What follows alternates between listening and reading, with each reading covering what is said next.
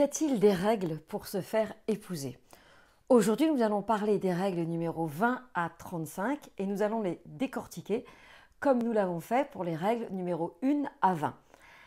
Bonjour à toutes et à tous, je m'appelle Bénédicte Anne, je suis Love Coach depuis 2004. J'ai créé les Cafés de l'amour. J'ai publié 4 livres dont vous verrez les coordonnées ci-dessous. Et je suis experte dans toutes les questions d'amour et de sabotage. J'ai donc décidé aujourd'hui de m'intéresser à ces règles qui sont sorties à la fin des années 90 et qui continuent à être utilisées par certains love coach. Alors c'est vrai qu'à l'époque elles étaient révolutionnaires, même si elles étaient très américaines, et je vais vous montrer à quel point il faut les prendre avec des pincettes. Règle numéro 21, positiver et autres conseils pour les rencontres par petites annonces. Donc ça, je pense que les petites annonces, c'est fini. Maintenant, ce qui nous reste, ce sont les applications et les sites de rencontres. Je n'ai pas grand-chose à vous apprendre sur ce sujet. Évidemment, vous n'allez pas mettre une photo sur laquelle vous ne ressemblez à rien, vous avez une tête de thon, etc., etc. Règle numéro 22, ne vivez pas ensemble, ne laissez pas vos affaires chez lui. Attention, si un homme ne vous aime pas dès le départ, vivre avec lui n'y changera rien. Ça, c'est très vrai. Il ne faut pas voir la vie à deux comme un moyen de tester ses sentiments. Soit les choses avancent progressivement en ping et pong et à un moment donné, la vie commune s'impose. Mais ça dépend encore des générations parce que ça s'impose pour les gens qui créent. Mais je vois bien que dès que les personnes ont des enfants, c'est pas forcément une bonne chose que de recomposer. Ça coûte cher parce qu'il faut de l'espace. Et puis quand les enfants sont à l'âge de l'adolescence, vivre ensemble, c'est parfois la pire idée possible. Et après, au moment de la retraite et de la soixantaine, j'ai rencontré pas mal de femmes qui n'avaient plus envie de s'occuper du ménage, des vêtements d'un homme et qui, selon elles, rencontrent beaucoup d'hommes qui cherchent une cuisinière / femme de ménage. Règle numéro 24, ne l'intégrez pas trop tôt dans votre famille et autres conseils destinés aux femmes qui ont des enfants. Évidemment, vous évitez de le présenter tant que vous n'êtes pas sûr. Ça me semble du bon sens que de ne pas mélanger vos enfants à vos dates. En revanche, il existe des sites pour les parents solos qui organisent des activités avec enfants et ça peut être une bonne façon de se rencontrer avec les enfants sans qu'il y ait d'enjeu. Règle numéro 25, entraînez-vous encore et encore, ça veut dire que vous allez en voir beaucoup, que vous allez expérimenter vos règles jusqu'à ce que vous les maîtrisiez. Mais si on part du postulat que ce que nous recherchons, c'est une sorte d'évidence, d'alchimie et de ping-pong, on n'est pas là à s'entraîner jusqu'à ce qu'on pratique parfaitement la langue des règles. Il y a un moment donné où le naturel doit faire partie de la rencontre amoureuse. Règle numéro 26, fiancé, marié, vous avez encore besoin des règles. Ça veut dire en gros que même si vous ne l'avez pas fait au début et que vous êtes un petit peu la personne à la ramasse, il n'est pas trop tard pour en appliquer. Donc ce qui est complètement fou, c'est que quand vous êtes marié ou fiancé, on vous demande de vous comporter comme une petite bourgeoise américaine des années 50. Évitez de l'appeler souvent au travail et quand on le fait, bref, et ne pas parler sentiments. Il y a des gens qui s'appellent et qui se disent « tu me manques, je te manque et j'ai hâte de te voir ce soir » et c'est ok. Ne pas être demandeuse de sexe, laisser demander en premier. Ok, mais si c'est toujours lui qui vous sollicite, il aura l'impression que ça ne vous intéresse pas. Donc là encore, ça se discute. Prendre soin de s'habiller, de se maquiller comme si on avait un rendez-vous galant. Alors ça dépend vraiment des femmes. Il y a des femmes qui aiment être naturelles et leurs hommes les aiment comme ça. Il y a des femmes qui ont l'impression que si, lorsqu'elles sortent dans la rue, elles ne ressemblent pas à une gravure de mode, elles n'existent plus. Là, je pense que c'est vraiment très personnel, mais il n'est pas prouvé qu'on doit s'habiller comme une gravure de mode pour que notre homme soit toujours amoureux de nous. Être indépendante, prévoir des sorties avec nos amis, cinéma, shopping, ainsi on n'est pas à sa disposition. Si je suis obligée, moi femme, de remplir mon emploi du temps pour ne pas être en dépendance affective, c'est que j'ai un problème qui est quand même assez sérieux. Ça veut dire que je ne reçois pas dans cette relation ce dont j'ai besoin. Ça veut dire que je suis peut-être avec quelqu'un qui ne me donne pas ce dont j'ai besoin aussi. Je vous invite à regarder la vidéo sur la dépendance affective dans le couple. Parce que si ça commence comme ça ne va pas être cool les années à venir. Voilà, donc en gros, ce qu'on vous dit, c'est de programmer des choses pour pas qu'il arrête les siennes et que vous puissiez le voir dans les moments où monsieur aura décidé d'avoir terminé ses activités. On est vraiment dans un modèle qui me dérange beaucoup. Règle 27, vos amis et vos parents trouvent les rêves idiotes, ne vous laissez pas influencer. Alors elles disent, on s'est rendu compte qu'être naturel avec les hommes ne fonctionnait pas. S'énerver, se disputer avec eux, une fois qu'on aura suivi les règles, les résultats parleront d'eux-mêmes et prouveront leur efficacité. Alors, qui sont les femmes qui sont naturelles et qui, effectivement, constatent que les règles ne fonctionnent pas? Ce sont les femmes, et les hommes d'ailleurs, parce que ça marche dans les deux sens, comme vous le savez.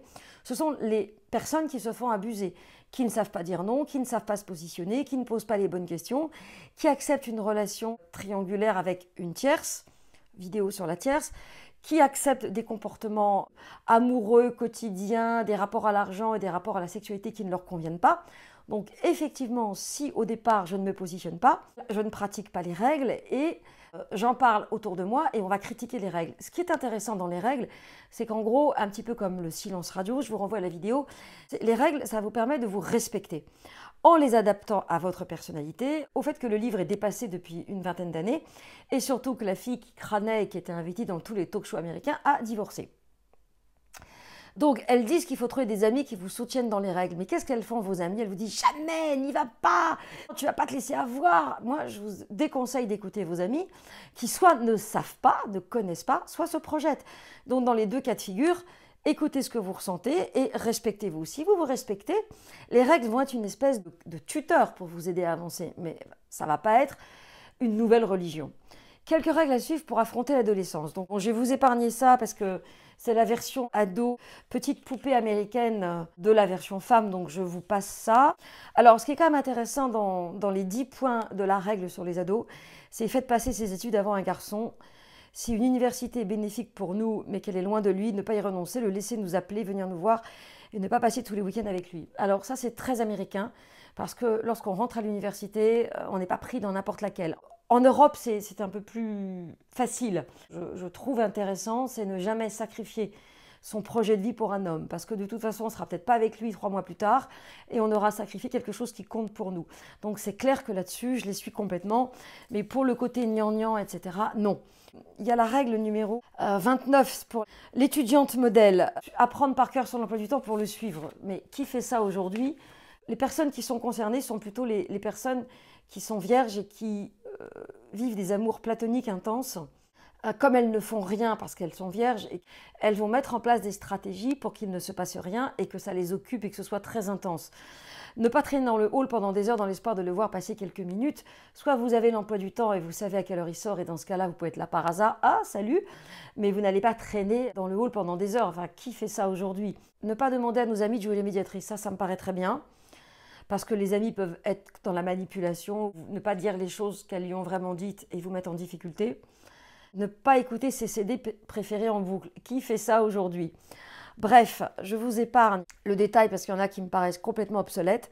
Elles disent, les auteurs du livre, qu'il faut étudier, là je suis parfaitement d'accord, qu'il ne faut pas manger de pizza 24 heures sur 24 pour ne pas grossir, bien se maquiller, regarder les maquillages dans les magazines. Non, là ça je peux plus. Là. Je passe directement à la règle 30, au suivant, comment positiver après une rupture. Elles disent qu'après une rupture, la réaction naturelle c'est de rester chez soi et d'écouter des musiques tristes et de pleurer. Mais je crois que quand on vient de se faire larguer ou quand on doit larguer quelqu'un, il n'y a pas 50 000 façons de réagir. Soit vous êtes dans la tristesse et vous n'avez aucune envie de mettre une belle robe, un nouveau maquillage et de repartir en chasse parce que vous êtes triste, soit vous y allez mais vous êtes tellement triste à l'intérieur que vous allez dégager en miroir quelque chose qui va faire que vous allez attirer des personnes dans la même situation que vous. Une fois 2 jours passés, on met une belle robe, on se maquille et on se rend à la prochaine soirée. Ça encore, on n'est pas des machines. C'est tellement pas simple. On se dit qu'on en trouvera un autre. Évidemment que vous finirez par en trouver un autre, mais on ne peut pas faire l'économie du deuil. Règle numéro 31, ne discutez pas des règles avec votre psy. Si moi, une fille me parle des règles, je ne vais pas lui dire de ne pas les faire. Je vais voir comment elle les applique et comment on peut récupérer le côté intelligent de certaines règles adaptées à elle. Mais c'est vrai que la plupart des psys, ne connaissant déjà même pas le marché de la rencontre amoureuse, vont être incapables de vous parler des règles. N'enfreignez pas les règles. Alors même en couple, il faut continuer. Ce qui veut dire que quand on a des doutes, etc., on remet en place non pas le silence radio, vidéo, mais le plan distance pour savoir si l'autre est motivé ou pas.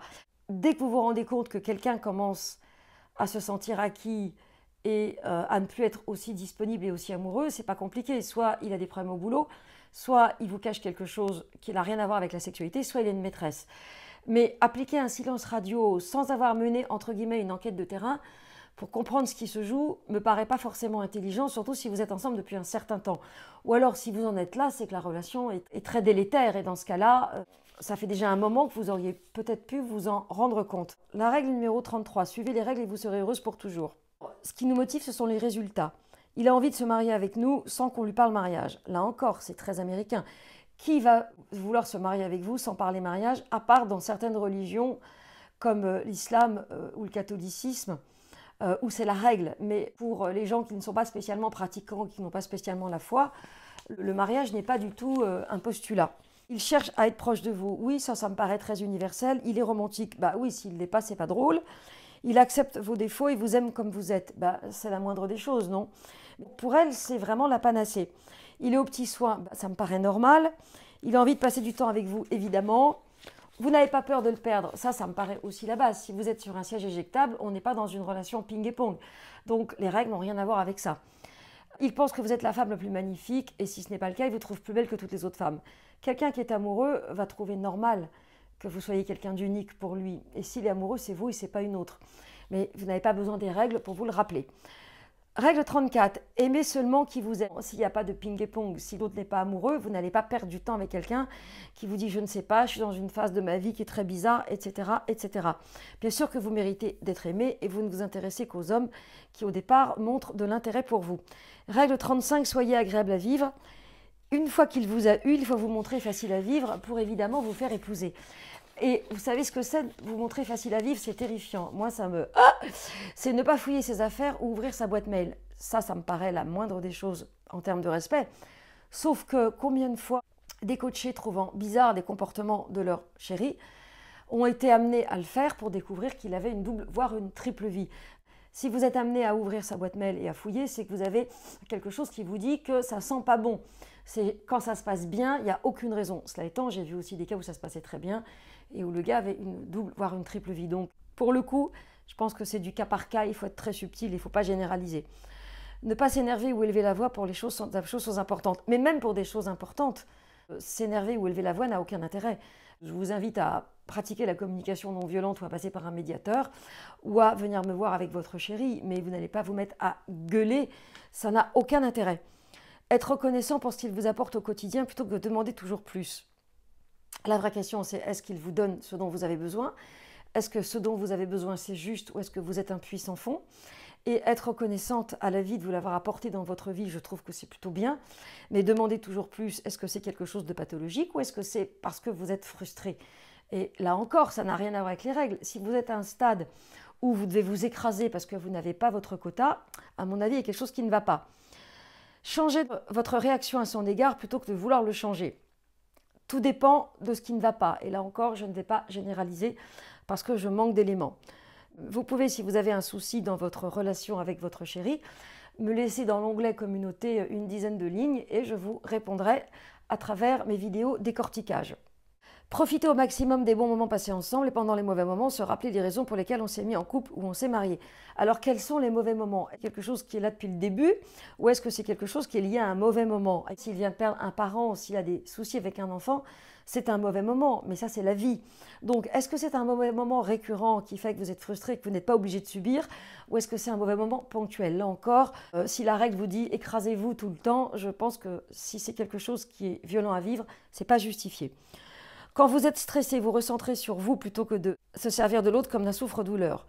Allez au spa, faire du sport, méditer ou toute autre activité qui vous fait du bien. Alors si vous êtes stressé à cause de lui et qu'il se passe des choses que vous ne supportez pas, ça ne sert à rien d'aller vous calmer ailleurs et de ne pas aborder le problème de fond.